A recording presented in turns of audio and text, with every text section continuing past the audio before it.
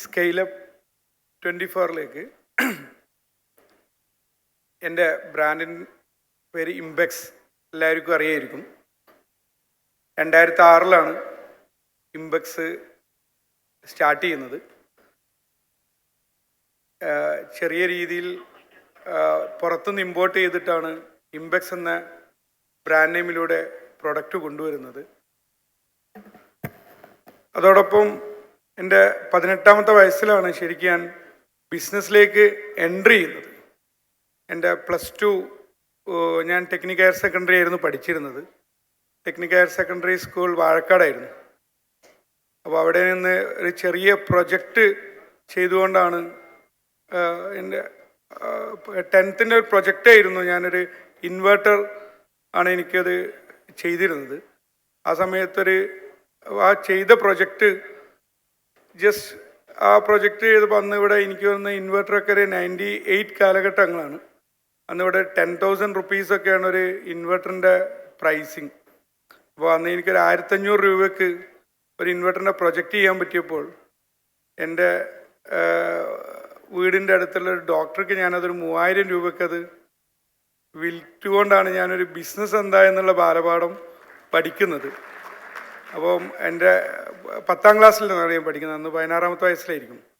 അപ്പോൾ അപ്പോഴാണ് ഇങ്ങനെ ഒരു വലിയ സംഗതിയും ഒരു 9000 രൂപയുടെ സാധനം 1500 രൂപയ്ക്ക് ഉണ്ടാക്കാൻ പറ്റും എന്നുള്ളതും നമ്മൾ കൊടുത്ത 3000 രൂപയ്ക്ക് ഈ സാധനങ്ങൾ ആളുകൾ വാങ്ങാൻ കഴിയും എന്നൊക്കെയുള്ള. എൻ്റെ ഫാമിലി എന്ന് പറയുന്നത് ഒരു ബിസിനസ് ഫാമിലിയൊന്നുമല്ല. ഒരു വളരെ ഫാദർ ഗൾഫിലായിരുന്നു വർക്ക് ചെയ്തിരുന്നത്. മറ്റുള്ള ഉപ്പയുടെ അനിയും ജ്യേഷ്ഠന്മാരെല്ലാം ഗവൺമെൻറ് ഉദ്യോഗസ്ഥന്മാരൊക്കെ. അതുകൊണ്ട് ഒരിക്കലും ഒരു ബിസിനസ് ഫാമിലി അല്ല. അപ്പോൾ അപ്പോഴാണ് അവിടെ നിന്ന് തന്നെ തുടങ്ങി നമുക്ക് എങ്ങനെ ബിസിനസ് ചെയ്യാൻ പറ്റും, എങ്ങനെ ഇതിനെ വലുതാക്കാൻ പറ്റും. അപ്പോൾ പിന്നീട് എല്ലാ പത്രങ്ങളിലൊക്കെ ഇങ്ങനെ എടുത്ത് വായിക്കും, ഇതിൻ്റെയൊക്കെ വില ഇതാണ്, ഇങ്ങനെ സംഗതികൾ എന്നുള്ളത്. അങ്ങനെ ഞാൻ ഇതിനുള്ളൊരു പാഷനേറ്റ് കാരണം എൻ്റെ +2 ഞാൻ അവിടെ വെച്ചിട്ട് സ്റ്റോപ്പ് ചെയ്യണം. +2 കഴിഞ്ഞിട്ട് ഞാൻ പിന്നെ മുന്നോട്ട് പോയില്ല. ചെറിയ രീതിയിൽ ഈ ഇൻവെർട്ടറിൻ്റെ ഒരു മാനുഫാക്ചറിങ് സ്റ്റാർട്ട് ചെയ്യുക എന്നുള്ള രീതിയിൽ സ്റ്റാർട്ട് ചെയ്തു. ഞാൻ ടെക്നിക്കൽ ബാക്ക്ഗ്രൗണ്ടൊന്നും ആയിരുന്നില്ല. എൻ്റെ കൂടെ എൻ്റെ ഒപ്പം പഠിച്ച കൊളീഗിനെയും ഞാൻ കൂട്ടി അങ്ങനെ ചെറിയ രീതിയിലൊരു ബിസിനസ് 2000 സ്റ്റാർട്ട് ചെയ്യാണ്. ഇൻവെർട്ടർ എല്ലാം. അപ്പോൾ ആദ്യ കാലഘട്ടങ്ങളിലൊക്കെ ചെറിയ രീതിയിലൊക്കെ കുഴപ്പമൊന്നും ഉണ്ടായിരുന്നു. നമ്മുടെ ഫ്രണ്ട് സർക്കിൾ, റിലേഷൻ, കുടുംബത്തിലൊക്കെ കൊടുത്ത് ഇതിങ്ങനെ. പക്ഷേ കുറച്ചങ്ങോട്ട് കഴിഞ്ഞപ്പോൾ ഇതെല്ലാം കഴിഞ്ഞു. പിന്നെയാണ് ഒറിജിനൽ ബിസിനസ്സിൻ്റെ പ്രോബ്ലംസും കാര്യങ്ങളൊക്കെ വരുന്നത്. അങ്ങനെ 2003-2 ആയപ്പോൾ ഇതിൻ്റെ സ്ട്രഗിളിങ് സ്റ്റാർട്ട് ചെയ്ത് തുടങ്ങി.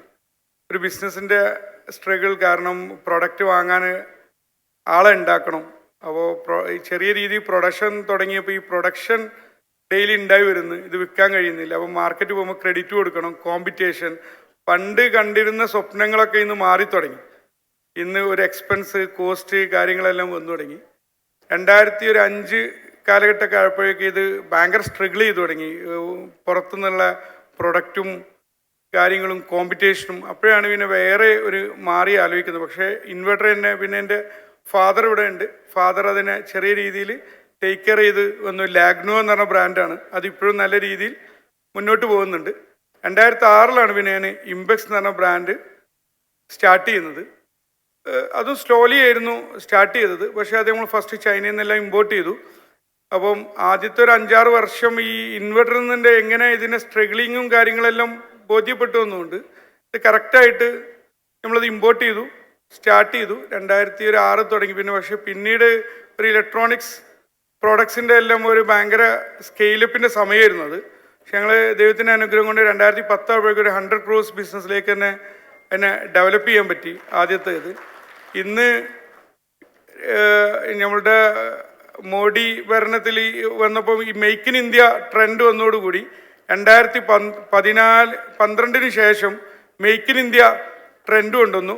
ഇമ്പോർട്ടെല്ലാം സ്റ്റോപ്പ് ചെയ്യുന്ന അവസ്ഥ വന്നു. അപ്പോൾ ഞങ്ങൾ ഇവിടെ ചെറിയ രീതിയിൽ ഒരു മാനുഫാക്ചറിങ് 2014 സ്റ്റാർട്ട് ചെയ്തു. ഇപ്പോൾ 2023 ആയപ്പോൾ ഞങ്ങൾക്ക് ഇന്ത്യയിലെ തന്നെ 3rd largest factory fully robotic units ഞങ്ങൾക്ക് ഇന്ന് ചാംരാജ് നഗറിൽ കമ്പനീസ് സെറ്റപ്പ് ചെയ്തു. ഇന്ന് 7 കൺട്രിയിൽ ഇംബെക്സിൻ്റെ പ്രസൻസ് ഉണ്ട്. അറൗണ്ട് 2000 എംപ്ലോയീസ് വർക്ക് ചെയ്യുന്നുണ്ട്. അറൗണ്ട് 1000 crores റവന്യൂ ബിസിനസ്സിനുണ്ട്. ഇനി വേൾഡ് എവിടെയൊക്കെ എക്സ്പാൻഡ് ചെയ്യാൻ പറ്റുമോ അവിടേക്കൊക്കെ എക്സ്പാൻഡ് ചെയ്യുക എന്നുള്ളതാണ് മുന്നിലുള്ളത്. ഇന്ന് ആദ്യം പറഞ്ഞല്ലോ ഒരു 20 years 23 yearsൻ്റെ ഈ ഒരു ജേണിയിൽ നിന്ന് ഇനി നെക്സ്റ്റ് 10 years ഒരു $1 billion റവന്യൂ ഉള്ള ഒരു കമ്പനി ആക്കുക എന്നുള്ളതാണ്, $1 billion എന്നുള്ളതാണ് ഇംപെക്സിൻ്റെ ഉദ്ദേശം. ഗ്ലോബലി എല്ലാ കൺട്രിയിലും പ്രസൻസ് ഉണ്ടാവുക എന്നുള്ളതാണ്. ഇത്രയും കാര്യങ്ങളാണ് പറയാനുള്ളത്. Thank you.